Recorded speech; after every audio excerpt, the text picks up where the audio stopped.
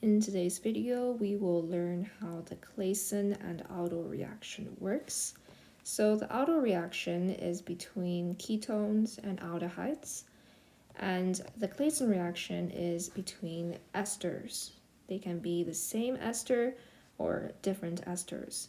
Now their mechanisms work pretty much based on the same principle. The only difference is that esters have a leaving group. So that is why for esters, you will lose one of the ester group if it's a diester.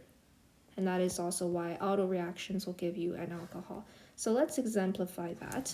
So step one, we have a deprotonating agent.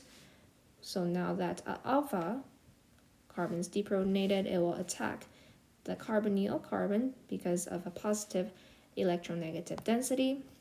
This alkene will then go on the oxygen. So technically this oxygen is negatively charged, but it gets protonated. So that's why we get an alcohol here.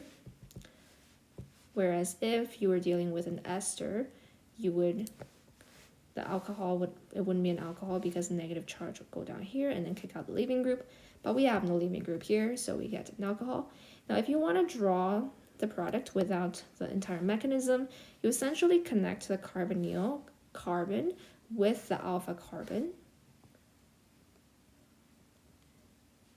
Just like that. Now be careful, don't forget to draw the H if it is an aldehyde. And now you identify the alpha and the beta carbon. The beta carbon should bear the alcohol. If it's not, then you want to double check your drawing. Then we eliminate the alcohol by adding an alkene between alpha and beta. The cue for this is we have hydroxyl. It's a deprotonating agent, but it's also the agent that pushes the elimination reaction. But that can also occur through acid catalyzed elimination.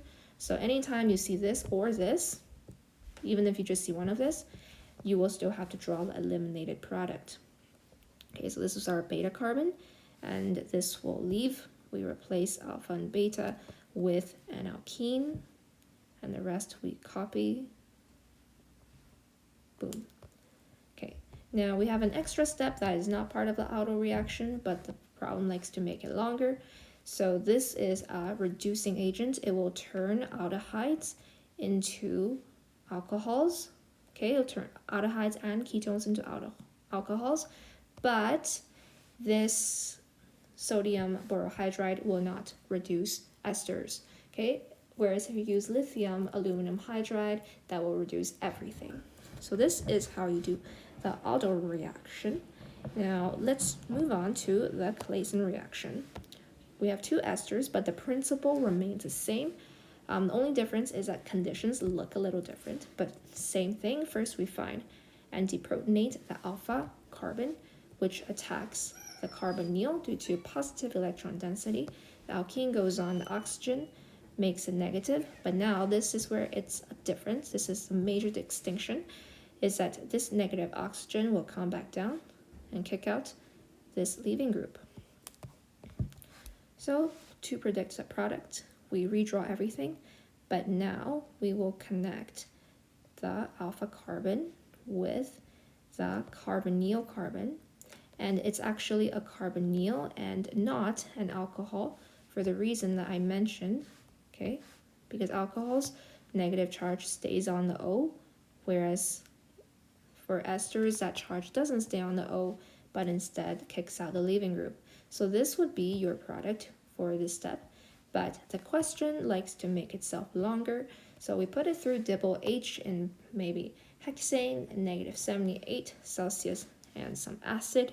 That will turn esters, nitriles, and acid chlorides into aldehydes. So this will be your final product. Okay, so biggest takeaways is when you're dealing with aldehydes, don't forget to write the H. Otherwise, if I didn't write the H here, you would get an extra methyl, which would not be correct. And other tip is these reactions pretty much function the same way. You deprotonate alpha carbon. Alpha carbon attaches to carbonyl. The only difference between starting with ester versus with aldehydes or ketones is whether you have this or whether you have an extra carbonyl.